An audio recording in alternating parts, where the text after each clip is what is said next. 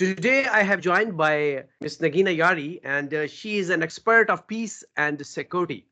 And she has a strong grip on Afghanistan affairs. So, thank you very much, Negina, for joining me in this vlog. Hi to you and everyone. Thank you so much for inviting me to this vlog today.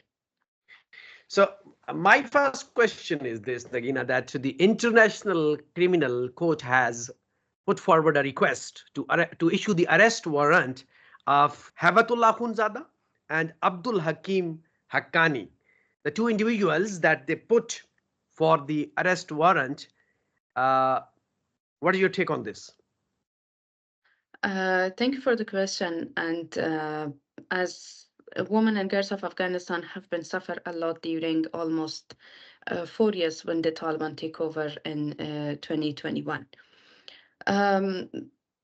Between this period of time, the Taliban started a lot of edicts and restrictions on the people of Afghanistan, and 185 edicts have been issued by the Taliban that is covered different restrictions on the people. Out of that, 98 of these restrictions have been put place for women's rights in the country, and it was started from women access to education, and then women access to the work, women access to the health services, and it's continued until the women movement on the street. And it's not limited to that, but also even they mentioned that the voice of woman is also an awrat. And a woman cannot talk with another young woman when they are moving on the street. So all of these restrictions have been targeted women and girls in the country.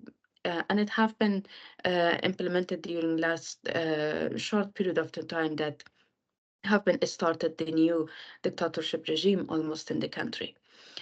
Beside that, as the women and girls in Afghanistan are suffering a lot to have access to even to the food services, but they were also targeted, included the female aid workers, the female beneficiaries, and it became a big part of political pressure on the international community as well, and also they somehow like Afghanistan became an open jail for women and girls when they were lifted in the country. The new support and initiative, which is supported first beginning, started by the support of 5 countries, the ICG initiative, and then it's continued the support that got from the ICC, as it's a very beginning step, but it really a kind of hope, not only for the women and girls of Afghanistan, but also a hope for the women and girls of a lot of countries that they are suffering in a similar dictatorship regime as Afghanistan.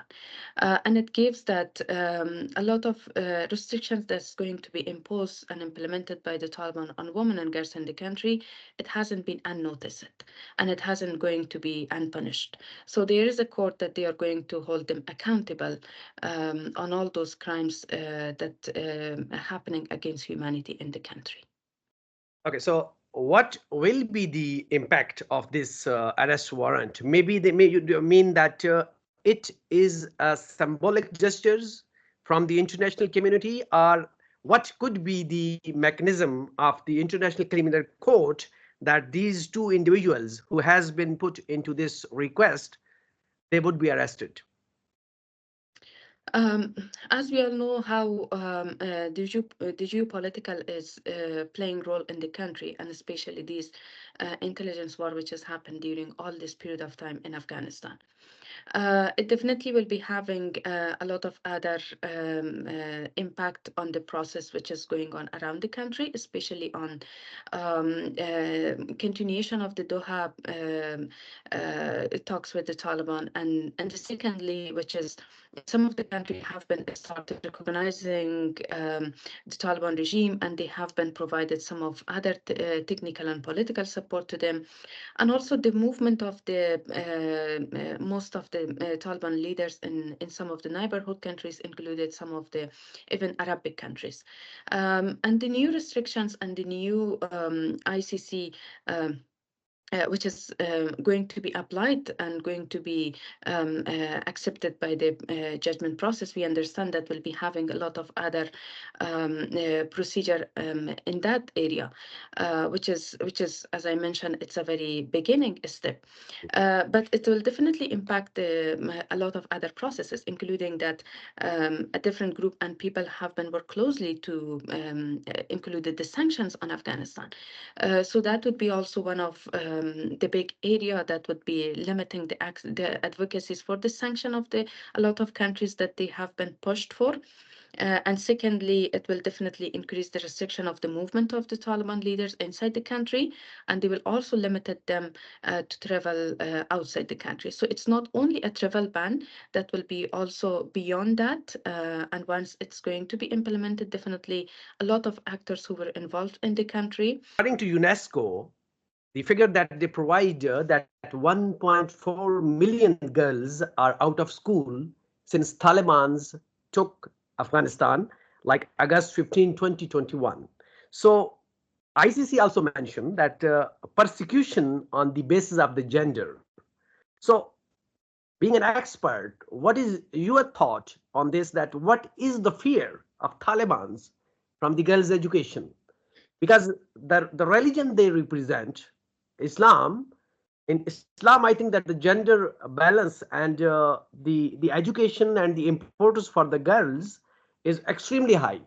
So, what do you think, and what is your take that why they are feared from this girls' education, and which Islam they are going to represent? First, the way that the Taliban are claiming that banning girls from the education, especially from the secondary education and higher education, they're claiming that's an Islamic law.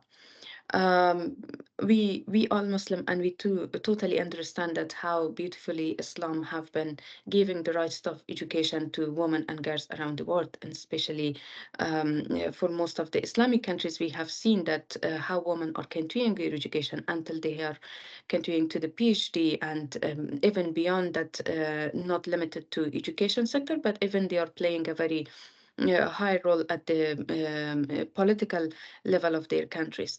But for Afghanistan, the way that the Taliban claiming and implementing, it's totally understandable that it's not Islamic rules and Islamic law.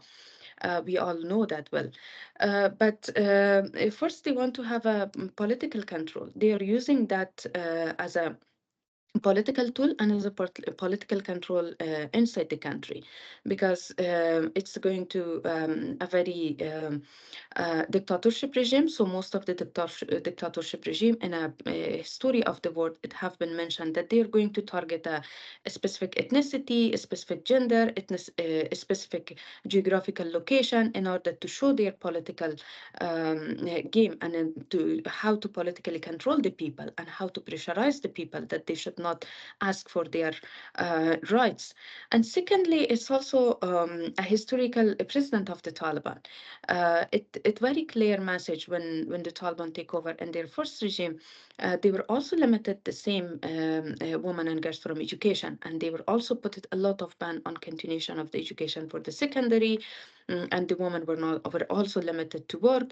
So it was also the same historical precedent. They were again continued the same historical role that they have played in the first regime, and not limited to their first regime. Even during that 2 decades that the Taliban was also fight it inside the country. So in most of the provinces that the Taliban had power and they were under control of their area, it was also limited to have access to education, and not limited to the girls, but they were also limited by even to continue their education. They were mass focusing on having the madrasa system on those areas and provinces that they were controlled during last 2 decades. But in most of the cities like Kabul, like Herat, we have noticed that a lot of suicide bombing have been happened in most of the schools and most of the private classes. The last bomb blast which has happened, unfortunately, in Dashtibarchi, we have noticed that a lot of young female students have been lost their life. So it's a clear message that how it's continued during almost 3 decades that the Taliban are pressurizing and using political control on the people of Afghanistan.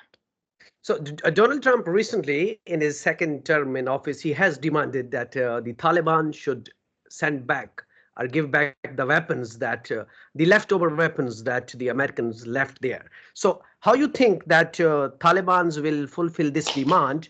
And the other part of my question is this: that do you think that the U.S. is working a dual approach towards Taliban's? I mean, one side they have backdoor channels to communicate, and then they have also an apparent approach towards Taliban. So do you think that in future the US might use Taliban again as a proxy? Um, First, history tells us that how countries interested based on their geopolitical interest for Afghanistan and how they want to influence on other regional countries and to have to hold power in the country. It's a very clear message that how right now what's happening from the regional countries on Afghanistan, and especially the interest that we see from other Western countries and the pressure which exists. The second one is it gets back and reminding us about the Doha deal. Because the Doha political deal, those important points which have been still not shared with anyone, and it's still a confidential contract between the Taliban authorities and between the United States representative and included the NATO countries. So it's all also not clear and haven't been shared with anyone that should notice that what inside that deal is clearly. But as it is mentioned in one of the interviews as well, that a part of the Doha political deal, it's a clear message that the Taliban have to return all those US weapons to the United States. But it's also another question coming back, that do they are doing it or not? As the pressure that we have seen from the new government and the United States, especially from the administrative of the Donald Trump. So the way that they are pressurizing the Taliban, so no option left it to them. So they have to be prepared for a very important actions that's going to be taken by their administrative team. But the way that's going to be work, we understand a lot of political delay have been happened during all the historical time of Afghanistan through different regime. Okay, let's back to the history and go to the 1990s. So if we recall the memories after the disintegration of the USSR, so Taliban's presented themselves as a hero and inside Afghanistan, and they got the recognitions at that time. If at the end of the 90s, we saw they form a full-fledged government before 9/11. So what if we compare 90s and today's situation, how do you think that the recognition level, the percentage of the recognition among the people and also in the neighborhood? So how we compare, and do you think that Taliban will make its recognition under its current de facto government and leadership? Um, First, when it comes back to the 1990 and the period of time that the Taliban hold power and their first regime, I'd like to mention that in the first regime, no one have been asked from the people of Afghanistan that do you want Talib? And even when the second time that the Taliban take power, no one have been asked from the people of Afghanistan that do you happy that the Taliban be returned? So this question haven't been asked from the people of Afghanistan, that what would be your decision? What would be your opinion? But people of Afghanistan have never been taught that what would be happening about their future and about their situations going to be changed. But still, they're hoping for a peaceful country in respect to all justice. Um, the When it comes about the comparing the first regime and the second regime, what I remember and have been read from a lot of the books, and it's going to be hand to hand from the family members from the first to the now. Poverty restrictions on the people, having access, like limited access of women and girls to their movements, the way that everything have been divided on different, like this place is limited only for the men and this limited to the women. And having access to a lot of other structurized system within the government system, like within the ministries, within a lot of other systems which have been built. In the first regime, they were different to compare from the second regime of the Taliban. It comes from the social perspective. Because on that time, Afghanistan was also suffered another war, so it was continued with the same. So a lot of things haven't been as beautiful that this time handed over to the Taliban. But this time when the Taliban take over, so a lot of institutions have been already built. The media sector have been built. The banking sector have been already well established. The taxes system for Afghanistan have been already established. When it comes for the structure of the Ministry of Defense and Ministry of Interior, I mean the security perspective, if we see these at least these both structure have been well established, and also the Indian system. And beyond that, the civil society structure, which is going back to the Minister of Economy, the funding, the NGOs system, and even the presence of the United Nations inside the country, a lot of other agencies, the INGOs involvement, and also the well-educated people inside the country, the young generation. And now Afghanistan almost in a technology generation. And especially this young generation have been well-educated people inside the country. And they're well aware about their rights. And secondly, the people who are also evacuated from Afghanistan, it's still these defenders, these activists, these politicians is in touch with the country. And their access even limited a lot. They have been pressurized a lot. Their family have been detained inside the country. And even they were killed, that their voices should be limited, or even their advocacies should be silent. But no one have been kept silent. Any of this pressure have been kept them silent. So it's also limited their recognition. It's also bringing a lot of reality from the ground to the international community. The data shows, the information shows. Secondly, the gender apartheid campaign, and it's also have been not unnoticed from the eye of international community, and also from a lot of human rights organization, even from the first regime of the Taliban. It was continued, and it was have been raised a lot in most of the meetings. When we have reading the books, it shows a lot that these advocacy is not limited to that. But now, as the Taliban have been claimed that we have a well-structured regime, we have built a lot of resources. So these resources first belongs to the people of Afghanistan, that they were lifted, and by force they have left their country. Secondly, a lot of these structures have been built during 2 decades Republic regime of Afghanistan. The third one, a lot of the banking sector and the media have been built during that period of time.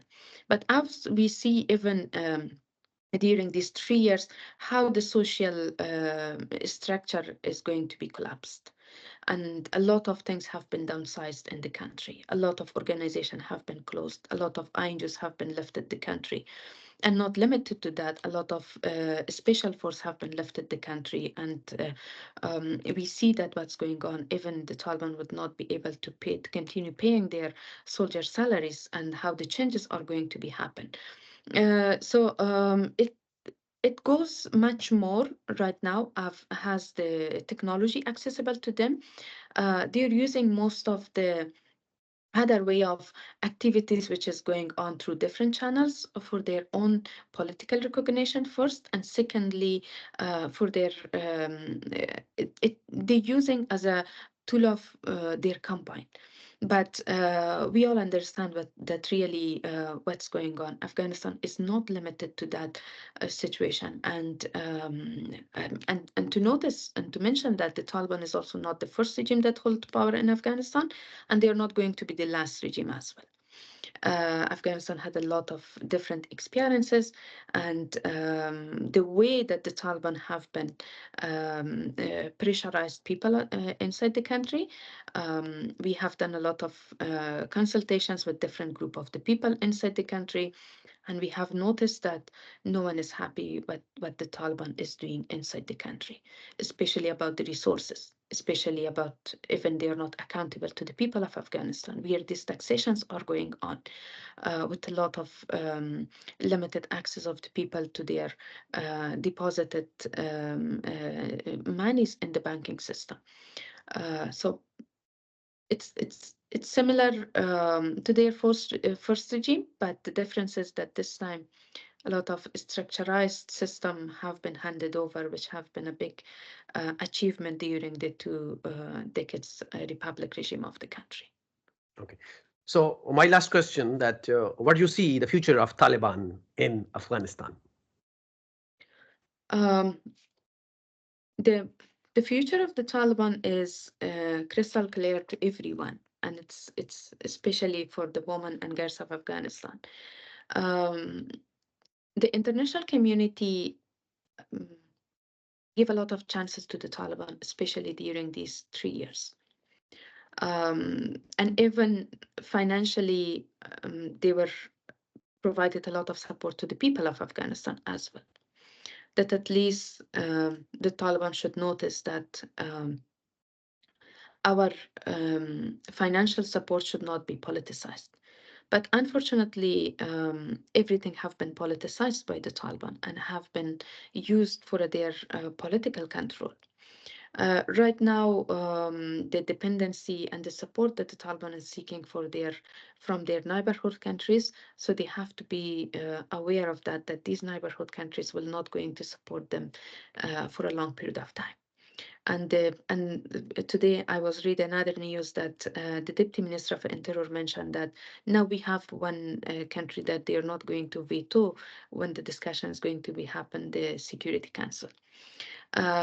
It shows that they are much more depends on political support from the neighborhood countries and the regional countries.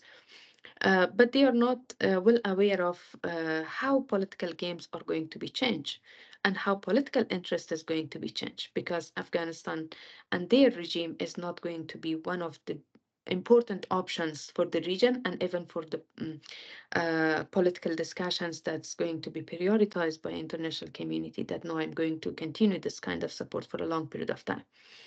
There would be a lot of other vices that's going to be put them much more pressure. So it's clear that's not would be the last regime for Afghanistan, and with such a continuation, they are going to be lost the support of other neighborhood countries and also other regional countries. And the international community have not been stand with them and have not been going to support them. And even they are not having the social support from the people of Afghanistan, whatever support that they are showing, it's all a kind of political control and political pressure on the people that they are putting in place. Thank you very much, Negina, for your thoughtful insights and your detailed analysis on the girls' education and the overall situation that is unfolding in Afghanistan. Thank you so much. Thank you so much for your time as well.